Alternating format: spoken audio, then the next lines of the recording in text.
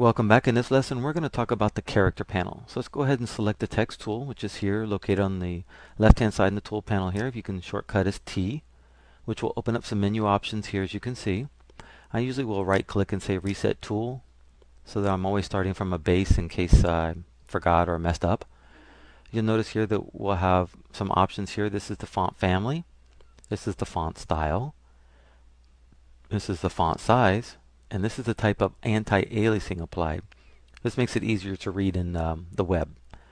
This will left align, center, and right align. This is the color of your font, which is also the foreground color here. This is the warp function we'll talk about in another lesson. And this is the two panels, the character and paragraph panel. You might see some things over here on the right hand side. Don't worry about that. So let's just go ahead and click once in the document. You'll notice your I-beam allows you to start typing text. So I'm going to type, today feels, like yesterday's tomorrow. And to commit this, we can either press the check mark, we can press Control Enter on the keyboard, or we can press Enter on the numeric keyboard. If we just press Enter on the regular keyboard, it just goes to the next line as though you were typing. So let me click the backspace, and we're going to press the check mark, and this will commit it. Now unfortunately we can't see the font, so the first thing we need to do is increase the font size. So we're going to go up here and we can use the pull down menu and choose 30 points. That's what the PT stands for. If we want, we can scrub back and forth. So I'm going to scrub to the right. This will increase the font. Or if I want, I can highlight it and type 70. And you'll notice that PT is the default, and that has something to do if you go to Edit, Preferences, Type.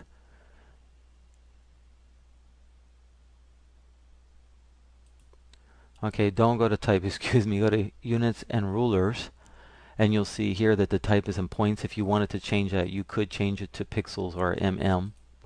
So we're going to cancel that. I'm going to leave it at the default points.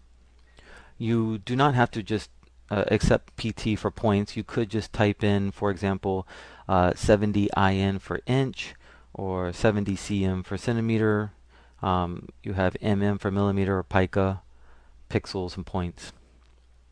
So now that we have our font, now that we can see our font, let's talk about the different types of font families. Now, if you're not changing any individual letters and your layer is active, you can just go over here, highlight it, and then use the up or down arrow key to cycle through the fonts and see how they are, and to get a feel how different fonts are if you're not familiar. Another great thing is you can type. So if I want to get to Arial, I can type AR real quick and then use the font menu and then go to Arial.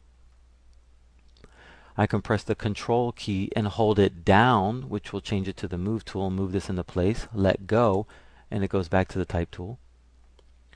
I can choose different types. If you notice that it says narrow, regular, italic, bold, these are different types. That's because Arial's an open type, had more options. TrueType has less options usually. And this is the type of anti-alias that we talked about. Watch what happens. If you have none, you can see how it changes. If we use crisp, you can see how it changes. Maybe I need to increase the size. So let me increase the size so we can see more of the font. Not all of it, but there we go. Now I'm going to change it to none, and you can see how the letters change. There's sharp, there's crisp, there's strong, and then there's smooth. So some you can see some slight differences, some you can't.